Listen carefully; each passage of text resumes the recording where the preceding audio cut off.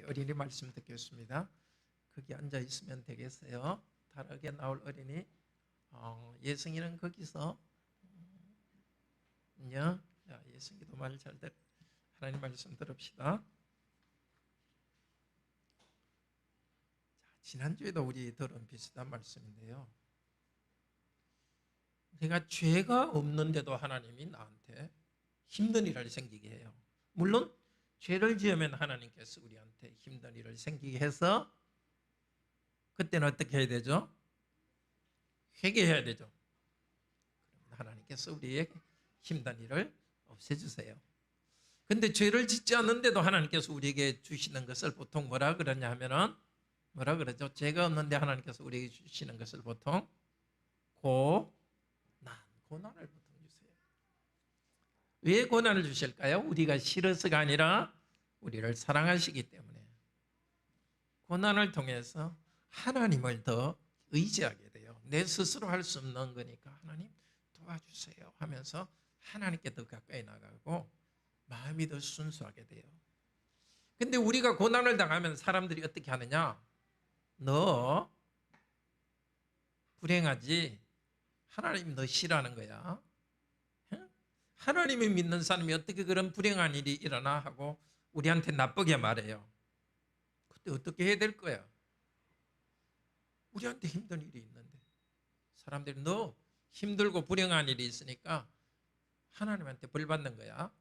하나님 믿어도 소용이 없어. 어떻게 해야 될까요? 그럴 때 사람들이 우리를 놀릴 때 어떻게 해야 되겠어요? 예? 하나님께 기도해야 돼요. 맞아요. 예. 답을 다 알았으니까 여기서는 끝내야 되겠어요? 예. 사람들한테 너무 답답할 필요가 없어요. 하나님께서 나를 아시기 때문에 답답하더라도 하나님께 기도하면서 나갈 때 하나님께서 나에게 힘을 주시고 하나님께서 나에게 이 고난을 이기고 나갈 수 있도록 해주세요. 고난 때문에 하나님을 만나요. 그러니까 우리 보고 놀리는 사람한테 우리는 어떤 생각해야 되겠어요? 당신 일이나 잘하세요. 당신 일이나 잘하세요. 남의 일 생각하지 마세요. 하나님은 나에게 이 어려움을 주셨기 때문에 하나님께서 나에게 이 어려움을 해결해 줄 것입니다. 생각도 해야 돼요. 그리고 사람들이 자꾸 우리한테 뭐 할 때는 자꾸 우리 보고 놀릴 때는 말해야 돼요. 이거 남의 일 가지고 말하지 마세요. 예? 당신이 할 일이 아니니까 내 문제는 하나님이 해결해 줄 테니까 하나님이 나한테 하실 일이니까 그 말 하지 마세요 하고 사람들한테 말을 해줘야 돼요. 기가 죽으면 안 돼요. 내가 좀 가난하다고 아니면 뭐 그런지 모르겠어요. 우리 어릴 때는 키 작다고 막 놀리기도 했어요. 저도 지금은 이렇지만 옛날에 키가 아주 작았어요. 친구들이 나를 막 놀리기도 했어요. 그럴 때 놀리지 마라. 하나님이 나를 이렇게 만드셨으니까 놀리지 마라. 키가 죽으면 안 돼요. 뭐가 다른 사람이 볼 때 부족하더라도 무시하지 말라고 항상 기가 죽지 말고 당당하게 말할 수 있어야 돼요. 하나님께 기도하는 사람은 그렇게 할 수 있습니다. 계속해서 하나님의 말씀을 들읍시다. 자, 고난 가운데 우리는 대속자 대신 하나님을 바라봅시다. 정말 그렇습니다. 우리가 고난 당할 때 먼저 할 일은 자기를 돌아봐야 됩니다. 하나님 혹시 저의 어떤 문제를 지금 지적해 주십니까? 청지각이 하나님께 돌아보고 기도해야 됩니다. 그리고 회개합니다. 회개할 때 하나님의 사랑이 우리에게 더 비칩니다. 그리고 하나님께서 어려웠던 그 문제를 회개할 때 풀어주세요. 하나님과 우리에 가까이 가면 어려운 문제를 더 해결해 주십니다. 그런데 어떤 것은 죄와 관계없이 주시는 어려움이 있습니다. 그런 어려움은 왜 내가 이런 어려움을 당하는지 알지 못합니다. 주위 사람들이 우리를 비웃기도 합니다. 그럴 때 어떻게 해야 되느냐? 욥기를 통해서 가르쳐 줍니다. 물론 우리는 욥처럼 큰 고난은 당하지 않습니다. 하루아침에 재산을 잃고 자녀들이 다 죽고 몸이 죽을 병에 걸리는 그런 일은 없습니다. 그렇지만 우리도 크고 작은 고난이 있습니다. 아주 기쁘게 살아갈 때, 모든 일이 잘 될 때도 사실은 문제는 있죠. 문제 없을 때가 없습니다. 그러니까 그런 문제들, 특별히 우리가 죄와 관계없이 어려운 문제들을 어떻게 우리가 다루어야 되느냐, 하나님께서 우리에게 가르쳐 주시기를 원합니다. 그러니까 우리는 다 욥이라고 할 수 있습니다. 그 어려움을 가지고 있고, 하나님께서는 이 욥의 경우를 통해서 자, 너희들도 어려움이 있을 때 이렇게 해라 하고 가르쳐 줍니다. 성령께서 오늘 정말 잘 가르쳐 주셔서 지금 우리가 당하는 어려움 있죠? 큰 어려움도 있고 작은 어려움도 있고, 그 어려움을 두고 어떻게 극복 헤쳐가야 될지 가르쳐 주기를 바랍니다. 오늘 가장 큰 문제는, 욥이 당한 큰 문제는 다른 사람이 욥을 보고 놀리고 조롱하는 것입니다. 욥이 하는 첫 번째 말은 이것입니다. 나를 대항하여 높이지 마라. 하나님께서 나를 치셨다고 말합니다. 이 빌닷이라는 친구에게 하는 말입니다. 빌닷이라는 친구는 욥에게 말했습니다. 욥, 당신 스스로가 당신을 찍고 있어요. 비참한 운명을 당할 것이요, 회개하지 않으면. 자, 욥은 빌닷에게만 말하는 것이 아니라 자네들, 여러분들 이렇게 말합니다. 세 명의 친구들이 비슷하게 욥을 비난했는데 욥은 친구들에게 말합니다. 여러분들이 왜 나의 마음을 괴롭게 하고 있습니까? 왜 나를 찢고 있습니까? 왜 괴롭게 하고 있습니까? 또 왜 나를 짓부숩니까? 이 괴롭게 한다, 짓부순다는 말은 하나님께서 사람을 벌하실 때 그때 쓰는 말입니다. 욥이 가만히 보니까 친구들이 하는 것은 자기가 하나님이나 된 것처럼 욥을 심판하고 있습니다. 욥은 말합니다. 내가 허물이 있다 하여도 이것이 나에게만 있는 것인가요? 여기 허물이라는 것은 알지 못하고 지은 죄입니다. 누구나 자기가 알지 못하고 지은 죄가 있지 않습니까? 내 친구 여러분들도 알지 못하고 지은 죄가 있지 않습니까? 내가 알지 못하고 지은 죄는 나한테 있는 문제니까 이 문제에 관여하지 마세요, 친구들. 하나님과 나와 관계되는 일입니다. 자, 그렇습니다. 이 친구들처럼 우리 주위에도 우리가 실수한 죄까지도 찾아내가지고 간섭하려는 사람들이 있습니다. 어떤 때는 교인들 중에도 그렇게 하는 사람들이 있습니다. 욥의 이야기는 우리도 이런 일을 당한다고 가르쳐주는 것입니다. 그런 일을 당할 때 너무 당황하지 마시기를 바랍니다. 그리고 욥처럼 기가 죽지 않아야 됩니다. 나에게 감추진 문제는 여러분이 나를 자꾸 추적해가지고 돌쳐낼 문제가 아닙니다라고 말하기를 바랍니다. 오늘 5절에는 원래 성경에는 대항하여, 나를 대항하여 라는 말이 두 번이나 나옵니다. 친구들이요, 여러분들은 나를 대항하고 있습니다.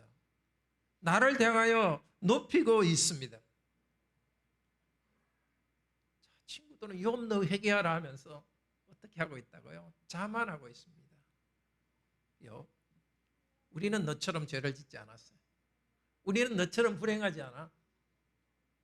하나님이 복 주셨기 때문에 우리는 괜찮아. 친구한테 위로해 준다 하면서 사실은 불행을 당한 사람을 통해서 자기 자존심을, 자만심을 챙기고 있습니다. 욥은 사실 이렇게 말하는 것 같습니다.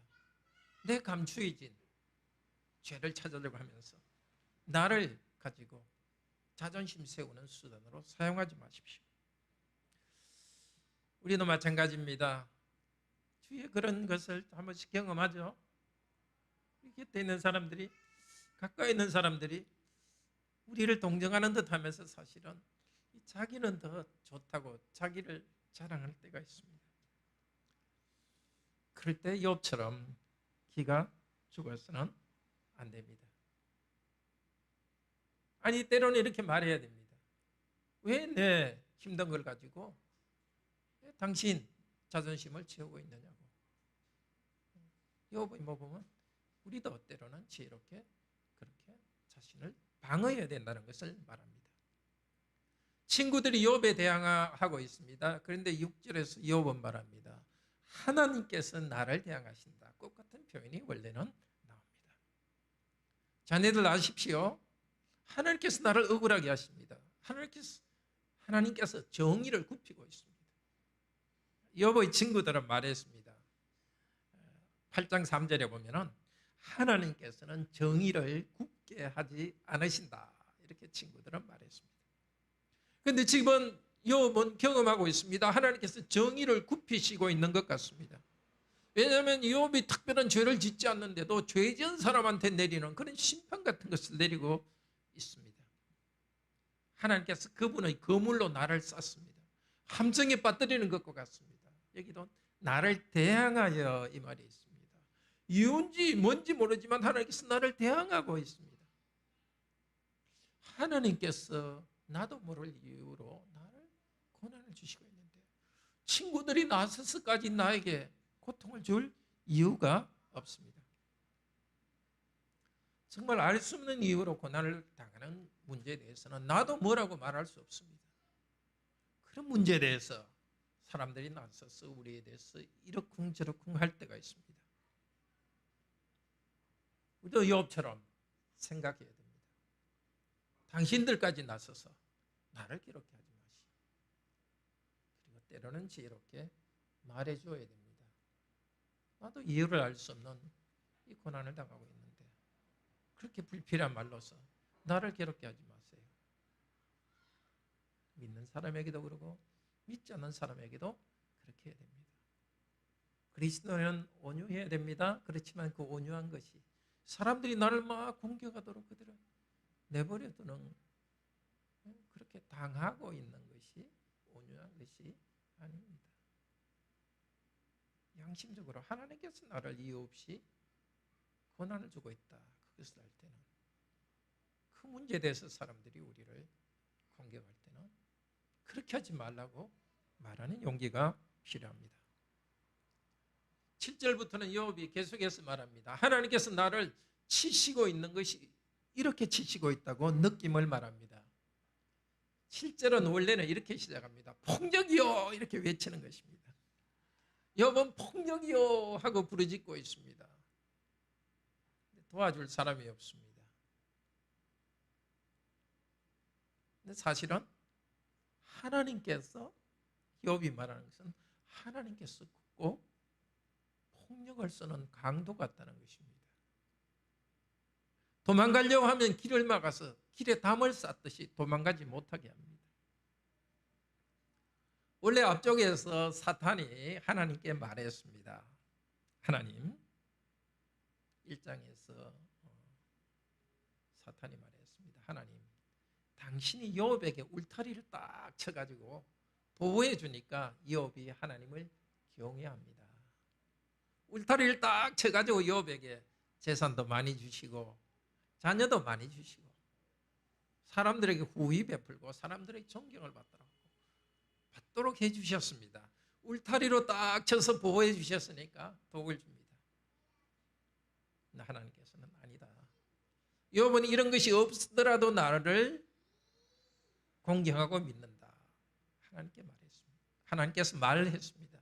지금 그렇게 하시고 있습니다. 울타리 대신에 담으로 둘러싸 가지고 욥은 하나님께서 마치 자기를 강도처럼 공격하는 듯이 느끼고 있습니다. 도둑은 사람을 붙잡아서 옷을 벗깁니다. 욥은 그렇게 말합니다. 하나님께서 나의 영광을 영광의 옷을 벗겨버리시고 나의 빛나는 관을 벗겨버리셨다고 말합니다. 욥은 지역사회에 많이 나누어주고 존경을 받았습니다. 그런데 재산을 잃어버렸습니다. 사람들을 도와줄 수도 없습니다. 오히려 사람들이 이제 욥을 무시하고 있습니다. 이 영광으로 관을 쓰고 있다. 이것은 시편 8장 3편에 나오는 말입니다. 자, 하나님께서 사람을 영광과 존귀로 관시었다. 사람은 하나님의 형상으로서 영광스럽게, 모든 사람은 하나님의 형상으로 영광스럽게 하셨습니다. 그런데 지금은 욥은 사람이 기본적으로 누리는 하나님의 형상으로서 영광까지 없어버렸습니다. 하나님께서 꼭 나무를 뽑아버리고, 욥의 나무라면 잎을 다 잘라버리는 것과 같습니다. 욥의 희망을 다 잘라버렸습니다. 앞쪽에서 빌닷은 욥에게 비난했습니다. 욥, 너 죄를 지었기 때문에 하나님께서 너를 뿌리를 잘라버리고 너의 잎을 위로 너 가지가 시들고 있다. 18장 16절에 빌닷이 말했습니다. 진짜 그 말이 이루어지는 것 같습니다. 여기서도 욥은 하나님께서 나를 대항하신다고 두 번이나 말하고 있습니다. 욥은 왜 이런 말을 하고 있습니까?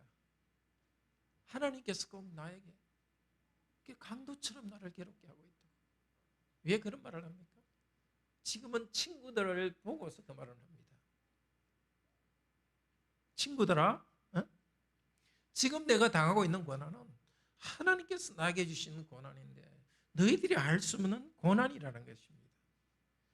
너희 친구들이 쉽게 이 문제에 대해서 말할 수 없다는 것입니다. 우리도 그렇습니다. 우리가 당하는 고난의 깊이를 사람들은 잘 모릅니다. 자기 생각으로 우리를 정죄합니다. 그 말에 흔들리지 맙시다.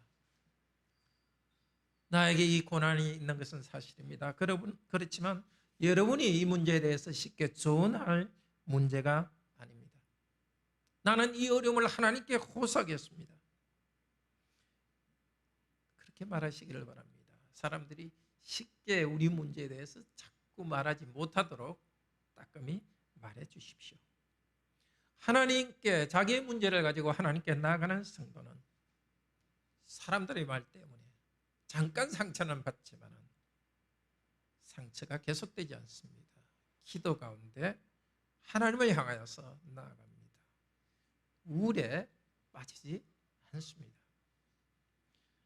욥은 계속 자기의 어려운 상태를 말합니다. 우리가 고난당할 때 이런 어려움이 있습니다. 13절부터는 말합니다. 나는 가까운 사람들에게 낯선 사람으로 취급당한다고 말합니다. 13절도 시작은 이렇게 합니다. 하나님께서 가까운 사람들이 나로부터 멀어지게 하셨다. 갑작스런 재난을 당하니까 하나님께서 갑작스런 재난을 주셨기 때문에 사람들이 멀어집니다. 특별히 낯선 사람이 되었다는 말을 3번이나 하고 있습니다. 가까운 사람들이 낯선 사람이 되었다. 13절에서 말합니다. 또 나의 여종들도 나를 낯선 사람으로 여긴다. 17절에서는 내 아내도 내 숨결을 싫어한다. 이 숨결을 싫어한다는 것도 낯선 사람이라는 겁니다. 가까이 있는 사람들이 멀뚱멀뚱 모르는 사람처럼 취급합니다. 그런데 욥은 뼈가 피부와 살에 붙은 상태입니다. 원래 피부와 살이 뼈에 붙어야 되는데 얼마나 모든 것이 흐물흐물해졌는지 뼈도 흐물흐물해져 가지고 뼈가 마치 살에 붙은 것처럼 그런 고통 가운데 있습니다. 모두가 외면합니다. 아주 어려운 일을 겪고 있는 분에게 들은 이야기입니다. 일이 잘 될 때는 친구가 많았습니다. 힘든 일이 생기니까 친구들한테 전화하니까 전화도 받지 않는다고 합니다. 혹시 여러분도 그런 걸 경험해 본 적이 있습니까? 건강할 때 뭔가 나눠줄 것이 있을 때 또 내가 뭔가 이렇게 항상 케어하라고 정서적으로 이렇게 좀 유쾌해가지고 다른 사람한테 뭔가 정서적으로 줄 것이 있을 때는 사람들이 주위에 있습니다. 그러나 줄 것이 없으면 사람들이 점점 떠납니다. 가까운 친척도 친한 친구도 나를 낯선 사람처럼 대하고 설설 피하는 것, 욥이 당하고 있는 고난입니다. 알 수 없는 이유로 욥이 당하는 고난입니다. 욥이 이렇게 말하는 이유가 무엇입니까? 우리 성도들도 알 수 없는 이유로 사람들로부터 소외당할 수 있다는 것입니다. 아, 성도들의 삶의 한 부분이구나. 그것을 받아들이시기를 바랍니다. 그러나 외로움도 하나님께서 주신 복입니다. 사람들이 많이 있을 때는 사람을 의지합니다. 그러나 사람들이 없고 외로울 때는 무엇을 의지합니까? 아까 말했죠? 하나님을 의지하고 하나님께 기도합니다. 외로움은 하나님을 만나는 장소입니다. 우리를 박대하는 사람에게 너무 애걸하지 말고 오히려 하나님께 나아갑시다.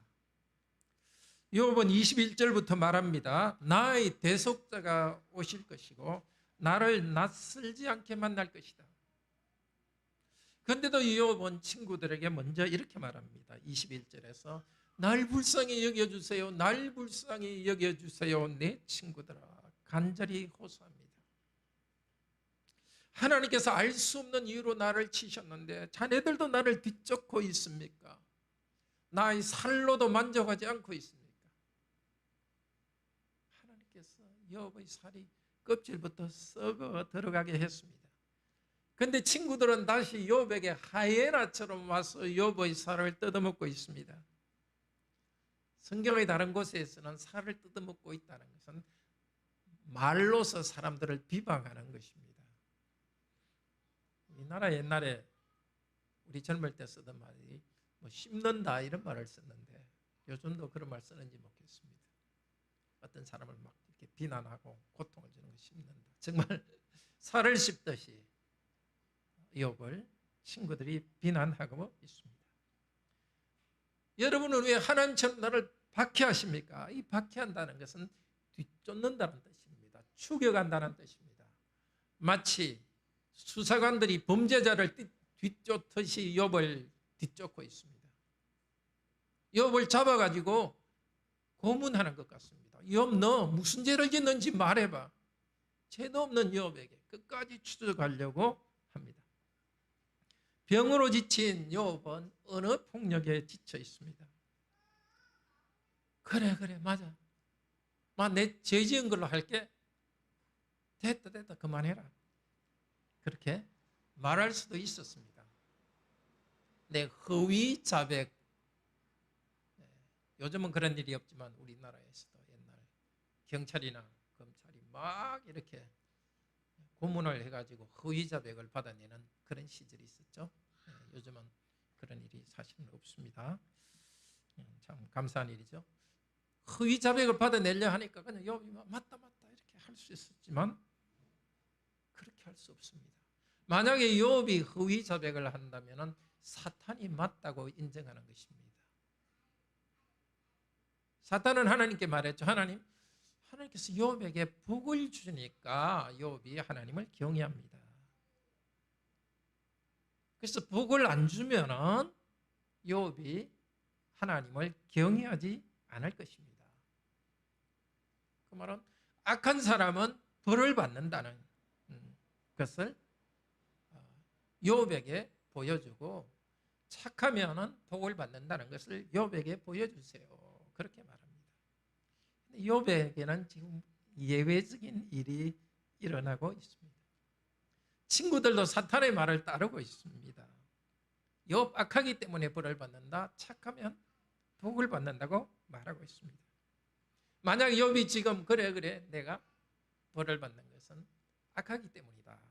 이렇게 고백한다면 물질적 축복과 하나님을 경외하는 것을 딱 연결시키는 물질 축복 사상에 욥이 굴복하는 것입니다.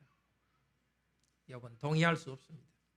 친구들아 나를 불쌍히 여겨달라. 이 말은 진짜 불쌍히 여겨달라는 그 의도가 아닙니다.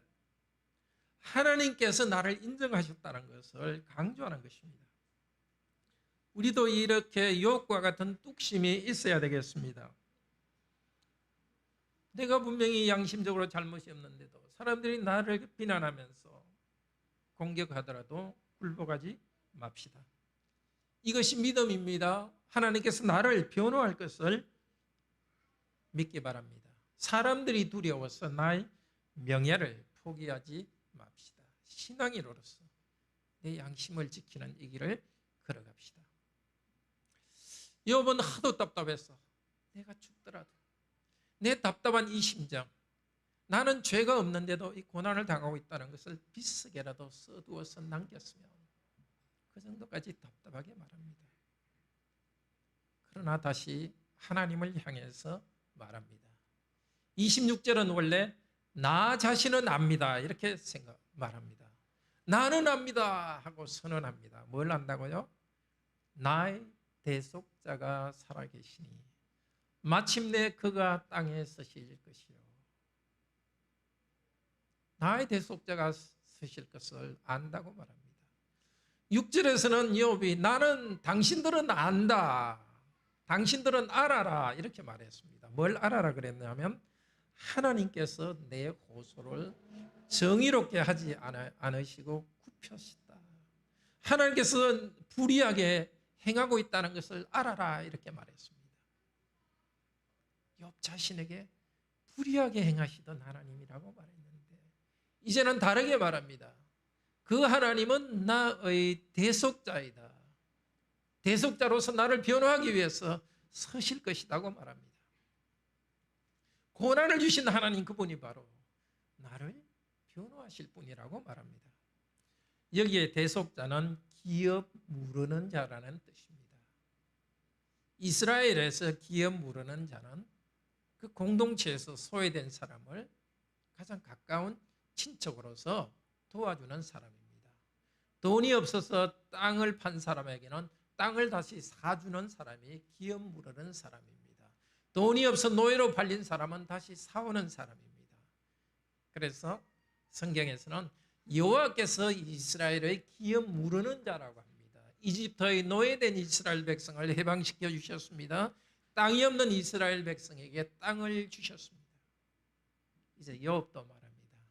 하나님께서 나의 기업 무르는 자, 가장 가까운 분이 되셔서 나를 회복해 주실 것이다. 나의 자유, 억눌림을 회복해 주실 것이고 나의 재산도 회복해 주실 것을 말합니다.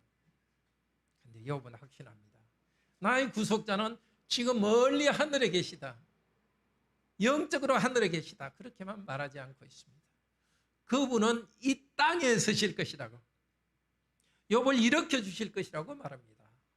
여기 땅이라는 것은 원래 재 혹은 먼지라는 뜻입니다.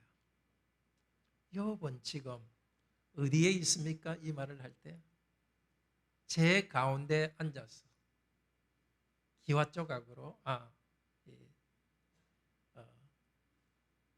그릇 조각으로 자기의 가려운 피부를 긁고 있습니다. 욥이 지금 앉아서 고난 가운데서 외치고 있는 이 자리에 하나님께서 오실 것을 확신하며 말합니다. 고난의 현장에 하나님께서 오실 것입니다. 우리가 바로 고난 가운데 부르짖고 있는 이 자리, 바로 그곳에 하나님은 오실 것입니다. 욥처럼 이 믿음을 굳게 붙듭시다. 욥은 확신 있게 말합니다. 나 육체 밖에서 하나님을 볼 것이다. 이 육체 밖에서는 그냥 육체로부터 이 뜻입니다. 그 이제 우리 성경에 육체 밖에서 이렇게 하지만 육체로부터, 죽은 다음에 본다는 뜻보다는 그게 아닙니다. 이 육체를 가진 나로부터, 나 육체로부터, 살로부터 하나님을 볼 것을 소망하며 확신합니다. 지금은 욥의 살 가죽이 썩어 들어갑니다. 그렇지만 껍질은, 피부 껍질은 썩어가지만 안에 살은 남았습니다. 살도 꼭 썩어 들어가고 죽어가는 것 같습니다. 그럼에도 불구하고 하나님은 결코 버리지 않으시고 나를 살려주시면서 나를 회복시켜 주실 것이라고 확신합니다. 회복시켜 주실 것입니다. 27절은 참으로 아름답습니다. 내가 그분을 보리니, 볼 것이라고 말합니다. 원래 이 본다는 것은 두 번 나와 있는, 본다는 것은 선지자들이 이렇게 남들이 보지 못하는 것을 본다는 뜻입니다. 친구들은 아직 알지 못하는 그 하나님. 욥 자신도 지금 도대체 하나님이 나를 이렇게 고통을 주시는지 알지 못하는 그 하나님, 이제 그 하나님을 만날 것으로 확신합니다. 그런데 욥은 내 눈으로 볼 것이라고 확신 있게 말합니다. 육체가 쓰고 하고 있는 이 몸 안에 있는 눈으로 하나님을 볼 것입니다. 이 눈, 이 치아를 가지고 하나님을 볼 것입니다. 그런데 낯설지 않게, 이걸 강조합니다. 앞쪽에 욥은 뭐라고 그랬습니까? 가까운 사람이 전부 욥을 낯선 사람 취급했습니다. 그렇지만 하나님이 오셔서 나타날 것이고 전혀 낯설지 않은 분으로 나타날 것입니다. 내가 힘들다고 사람들은 날 모른다고 내쳤습니다. 그러나 하나님은 살아계시고 결코 낯선 분이 아닐 것입니다. 하나님 그분이 나에게 고통을 주셨지만 하나님은 오셔서 나에게 가까운 분으로 오실 것입니다. 하나님은 나를 낯선 사람처럼 멀뚱멀뚱 보지 않으시고 사랑을 보여주시고 위로를 주실 것입니다. 욥도 그 하나님을 낯선 분이 아니라 알고 있는 분으로 볼 것입니다. 지금은 욥 하나님을 좀 이상한 하나님으로 경험하고 있습니다. 도대체 내한테 왜 이런 어려움을 주시는 분인지, 심판당할 일도 안 했는데 왜 이런 일을 내리시는지. 그러나 욥은 익숙한 하나님을 볼 것입니다. 정의로운 하나님, 자비로운 하나님을 볼 것입니다. 도대체 욥이 아무 소망도 없는데 어떻게 이런 믿음을 가질 수 있었습니까? 어떻게 그럴 수 있었습니까? 하나님이 어떤 분인지를 바로 알았기 때문입니다. 하나님은 어려운 분입니다. 하나님은 자비로운 분입니다. 아무리 지금 욥이 부당하게 이 고통을 당하고 있지만 결코 하나님은 하나님 당신의 그 성품을 부인할 수가 없습니다. 하나님은 그 의롭게 행동할 것입니다. 하나님은 자비를 베푸실 것입니다. 내가 하나님이 지금 하는 일은 알지는 못하지만 하나님 그분은 항상 그분답게 행동할 것을 알았습니다. 죽음으로 나가면서 친구들의 이 비방 가운데서도 하나님이 이런 분이라는 하나님에 대한 그 믿음, 하나님이 그런 분이라는 데 대한 믿음을 굽히지 않습니다. 바로 그 때문에 죽음 가운데서도 하나님이 그를 살려주실 것을 소망하고 있습니다. 하나님에 대한 분명한 믿음이 고통을 이겨내는 생명의 능력입니다. 욥은 말합니다. 내 마음이 초조합니다. 말하자면 기가 다 빠져가고 있습니다. 하나님, 저는 기가 다 빠져가고 기절할 지경입니다. 그러나 하나님께서 나타날 것입니다. 하나님의 그분은 의로우신과 사랑을 붙들고 하나님에 대해서 소망과 확신을 말합니다. 그리고 친구들에게 경고합니다. 자네들이 나에게 계속 이렇게 말한다면 욥을 어떻게 칠까, 어떻게 죽여갈까, 욥의 감추인 죄가 무엇인가 들이팔려고 계속 추궁한다면 하나님께서 심판할 것입니다. 칼로, 분노 가운데 있는 여러분을 칼로 형벌할 것입니다. 당당하지 않습니까? 사실 고난 가운데 할 말이 없는 사람입니다. 재산 다 잃고 자녀들 다 잃고 병들어 죽어가는데 무슨 큰 소리 칠 수 있습니까? 왜 당당합니까? 나는 압니다. 하나님께서 결국 나를 회복해 할 것을 나는 압니다. 나는 하나님을 압니다.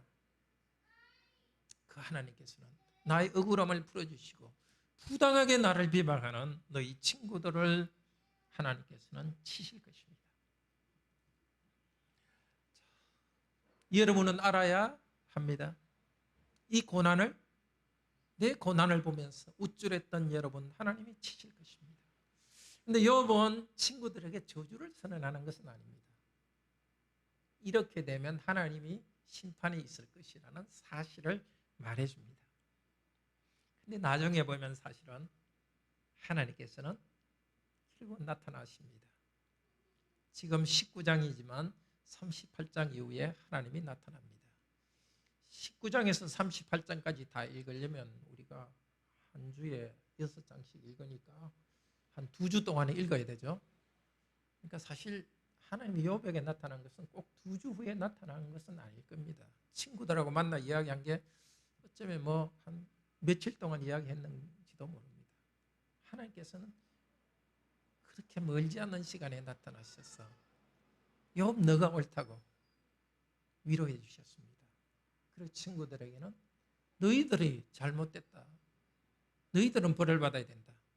그렇지만 나의 종 욥이 너희를 위하여 기도하면서 제사를 드리게 하라. 그러면 내가 너희를 용서하겠다고 말합니다.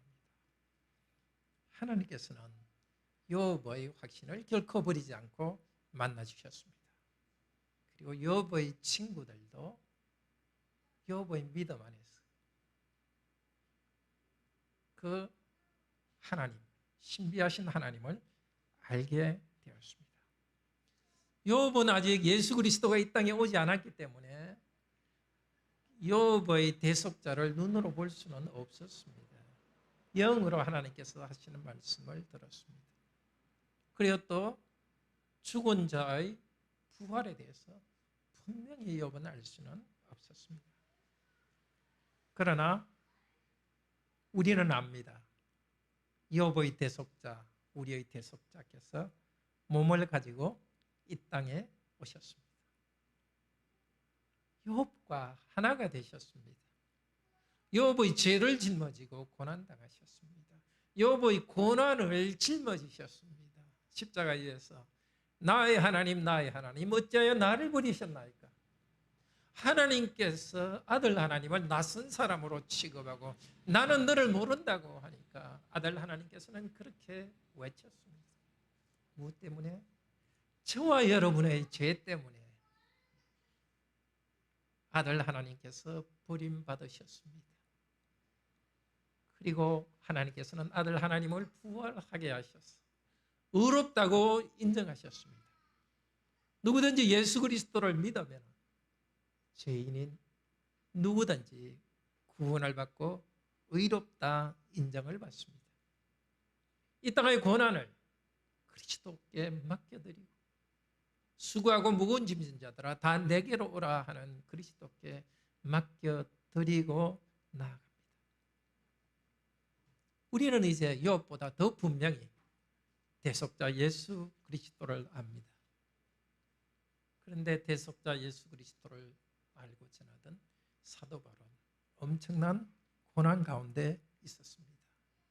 고린도전서 4장 8절에서는 하나님께서 꼭 사도를 죽이려고 하시는 것 같다고 말합니다. 천사들과 사람들에게 조롱거리와 구경거리가 됐다고 말합니다. 고린도서 1장 9절 10절에서는 사형 선고받은 줄로 알았다고 합니다. 복음 전하는 사도 바울에게 하나님께서는 그런 큰 고난을 주셨습니다. 고난의 이유를 고린도 후서 1장 3절에서 말합니다. 3절 4절에서 말합니다. 이렇게 고난을 주신 것은 고난 가운데 위로를 받고 위로를 통해서 여러분에게 위로를 주기 위해서라고 말합니다. 욥의 부르짖음. 사도 바울이 선하게 복음을 전하면서 꼭 사형 선고받은 사람처럼 나간 것. 하나님이 주신 것입니다. 하나님은 그 가운데서 결국 위로해 주셨습니다. 사도 바울은 고린도후서 4장에서 증언합니다. 예수님의 죽음을 내가 몸에 짊어지면 예수의 생명이 우리 몸에 나타난다. 이 생명이 너희들에게도 나타난다. 이것이 고난의 신비입니다. 고난 가운데 부르짖을 때 성도는 하나님께 나아가고 하나님께서는 전에 경험하지 못한 생명을 우리에게 주십니다. 하나님의 임재를 주십니다. 나 여기 있다고 말합니다. 그렇게 경험한 성도는 다른 사람에게 위로를 주는 수단이 됩니다. 간증을 하는 사람이 됩니다. 욥처럼 고난을 받는 우리 성도 여러분, 하나님께 부르짖으며 나아간 우리 성도 여러분, 다른 사람에게 비방을 받으면서 참고 나간 성도 여러분, 하나님께 위로를 받을 때 비방한 그 사람들까지도 그들에게 위로를 주는 위로자가 될 것입니다. 우리 다 같이 하나님의 은혜를 찬양합시다.